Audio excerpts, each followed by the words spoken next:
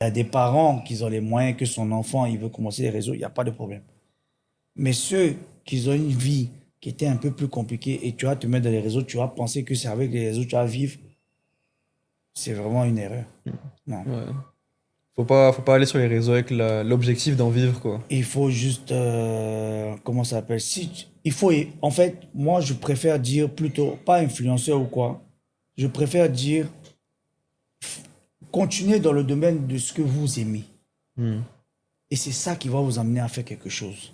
Ok. Tout ce que tu aimes faire. Là. Moi, aujourd'hui, je suis toujours coach sportif, mais je ne suis pas en forme, je ne suis pas ni musclé, mais je continue toujours Tu à es musclé m'entraîner. quand même, hein? Je continue Tu es toujours moins à... qu'avant, Non, mais tu es musclé. non, c'est à checker là qui fait. Sinon, moi, je continue toujours à m'entraîner, mais c'est un corps que je garde parce que c'est le truc que j'aime depuis ma naissance. Et Ouais. c'est pour ça qu'aujourd'hui, quand j'étais coaching sportif, les gens m'ont apprécié. Mhm. Et c'est mon travail. Ouais. Tout ce que tu aimes faire, si tu arrives à travailler bien dessus, moi, je pense qu'il n'y aura pas de souci au niveau de ton futur, je veux Mhm. dire. Donc, aimez ce que vous aimez faire, bossez. S'il n'y Mhm. a pas d'effort dessus, vous n'allez pas y arriver. Et Mhm. mettez toujours Dieu devant. C'est tout. Comment tu arrives à mettre Dieu devant, du coup? Comment tu fais? Bon, c'est les prières. Mhm. C'est les prières. Matin, je me réveille, je prie. Le soir, avant de me coucher, je prie. Par contre, j'y vais plus à l'église, malheureusement, parce que mon temps est un peu... Les dimanches, je peux pas aller m'asseoir à l'église. Mais sinon, j'ai quand même des amis qui me disent, non, viens, viens, viens, viens, tu vas partir à l'église. Mais récemment aussi, je suis parti un peu à l'église. Ok. On a, bon, tu sais très bien, moi, quand j'y vais à l'église, là, je peux pas rester trop longtemps. C'est juste la prière avec le pasteur. Et puis, bon, après, quand on finit maintenant, je sors. Il y a d'autres qui vont manger, ils vont faire d'autres choses. Ouais. Il y a beaucoup d'églises qui font la nourriture, il y a d'autres qui font pas. Ouais. Et c'est toujours comme ça. Et il y a d'autres qui font première partie, il y a d'autres qui font deuxième partie. Et Mhm. nous, dans notre église, quand j'étais petit, on faisait toujours deux parties.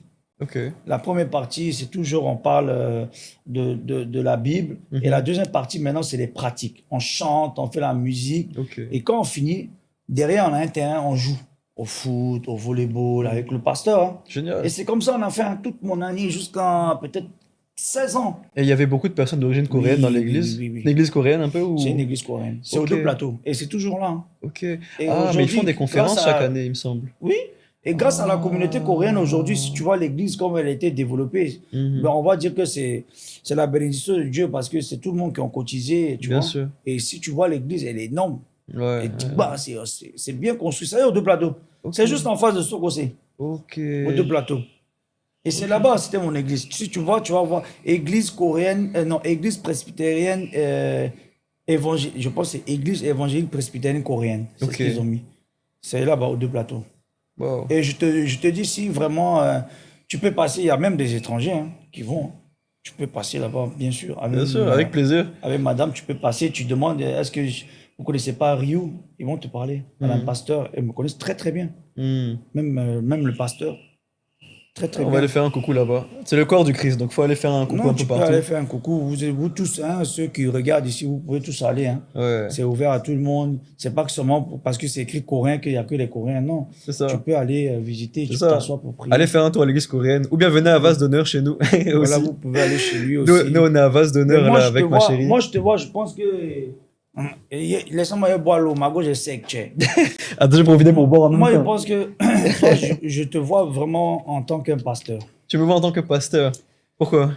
Parce que tu es beaucoup croyant et tu crois en toi beaucoup. Et je pense que sur tes projets, il n'y a pas quelque chose qui ne pas marché, je pense, jusqu'à présent.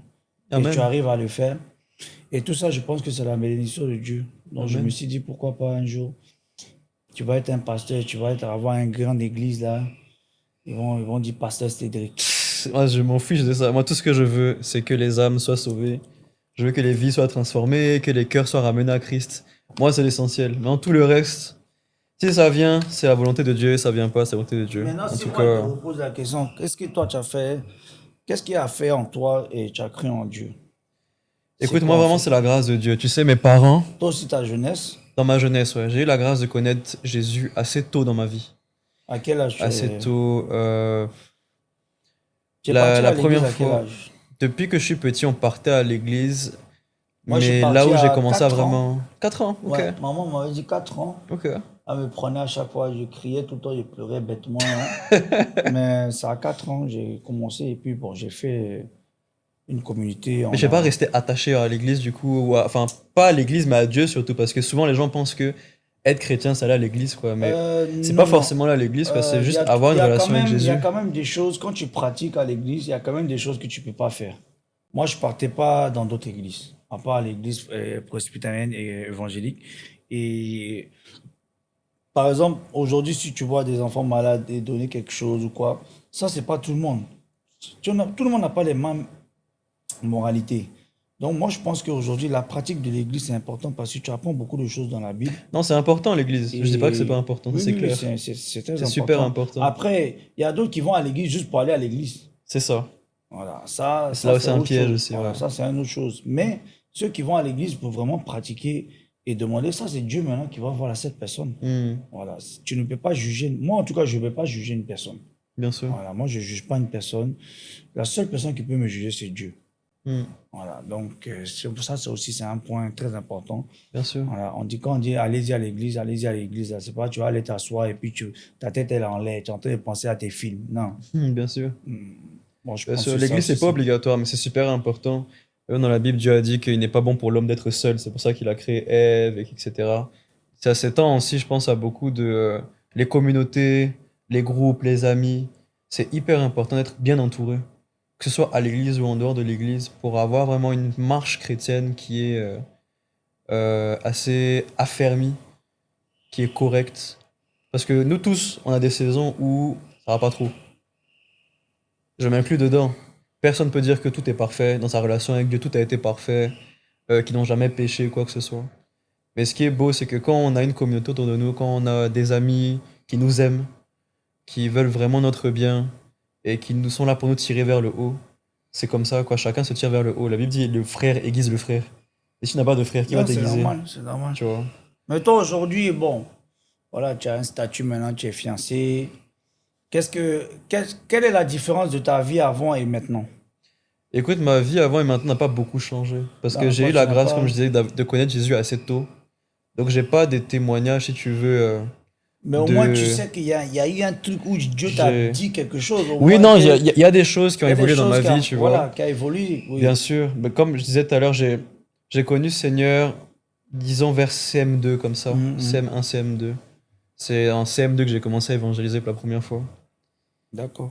Mais j'étais pas mature non plus, quoi. Ça veut pas dire que j'étais un chrétien, voilà, affermi, ou je connaissais ma Bible ou quoi que ce soit, quoi. Mais juste, j'avais cet amour-là du Christ que je voulais partager aux gens. Et c'est là que ma marche chrétienne a commencé.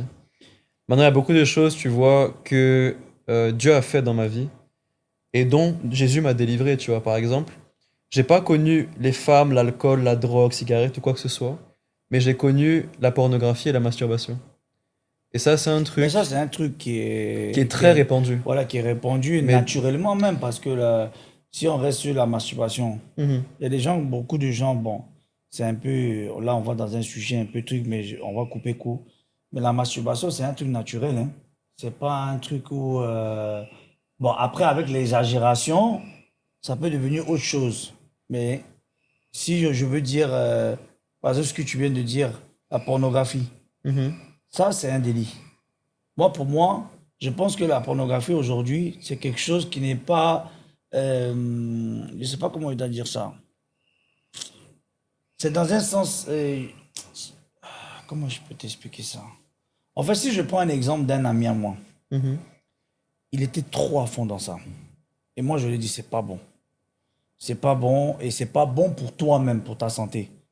Parce que quand tu fais la pornographie, tu es obligé derrière de te masturber et tout ça. Et c'est Mhm. pas bien. Et à chaque fois, il le fait. Et moi, à chaque fois, je lui dis non, ne le fais pas. Mais lui, il dit il en manque. Mais si tu en manques, fais tes prières. Fais tes prières et un jour, tu vas voir que Dieu va te donner une personne aujourd'hui. Mais tu ne sors pas, tu es dans ton coin, tu restes dans ton coin. Comment Dieu va te faire? Tu ne fais que prier. Tu ne fais que prier. Tu ne pratiques pas derrière. Tu ne vas pas sortir, ou tu ne vas pas dans les restaurants, tu vas pas. Et tu n'arrives même pas à parler à une fille. Mhm. Mais comment tu vas avoir ce que tu Mais tu veux? sais, la masturbation comme la pornographie, ce sont des choses qui sont interdites. C'est des péchés. Bien sûr, c'est des Les deux péchés. sont des péchés, les deux Mais sont pas bonnes. Mais Sont pas si la bons, pardon. personne, il est en manque, il fait comment? Ben justement, tu peux te contrôler. En fait, Et c'est ça qu'il n'arrive pas à le on faire. a tous des désirs sexuels. Ça, il faut pas nier le fait qu'on a tous des désirs sexuels. On a tous une Bien envie. sûr. Que tu sois pasteur ou pas, on a tous des envies Bien d'être sûr. humain, tu vois. Mais c'est comment on réagit face à la tentation qui est le truc le plus important.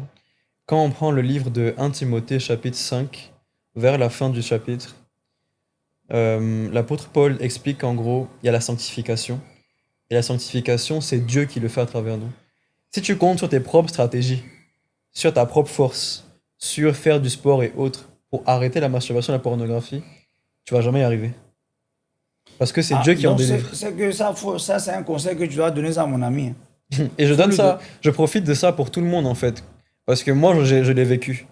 Et moi, je sais ce que c'est de retomber dans le péché en boucle et en boucle et en boucle et de demander pardon, pardon, pardon. Parce qu'on ne se voit pas la face. On sait que la masturbation et la pornographie, quand tu finis l'acte, tu as un sentiment qui n'est pas bon en toi.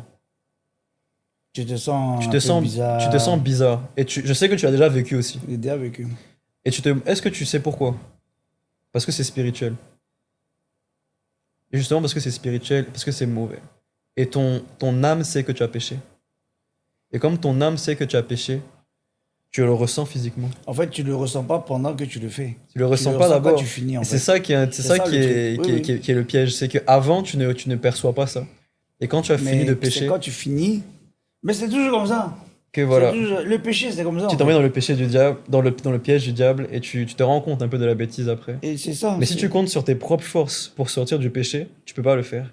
Et c'est ça aussi le message de l'évangile, c'est que c'est le Christ qui vient nous délivrer.